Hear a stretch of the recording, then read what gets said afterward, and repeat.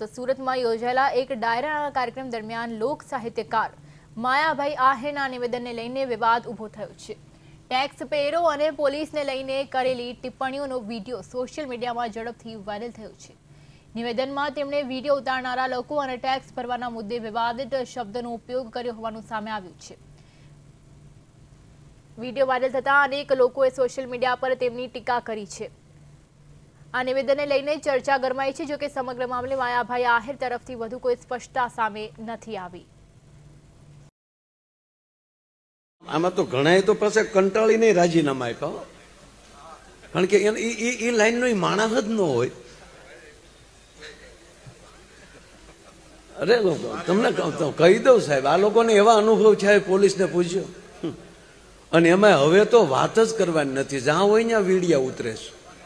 તમે અમારો પગાર ખાવ છો, જાણે એના બાપુજીનો ટેક્સ ભરતા હોય બધું। આ હકીકત છે। આજે એના દેવા જાય છે ને તમે અમારા ટેક્સ ઉપર પગાર લ્યો છો, એ રેશનિંગના ઘઉં ખાતા હોય બધા આપણે। એને જિંદગી ન ફેર્યો હોય સાહેબ। કોઈ એમ કહેતો હોય ને હું કોઈના બાપથી નથી બીતો, લગભગ બધા જ બીતો હોય।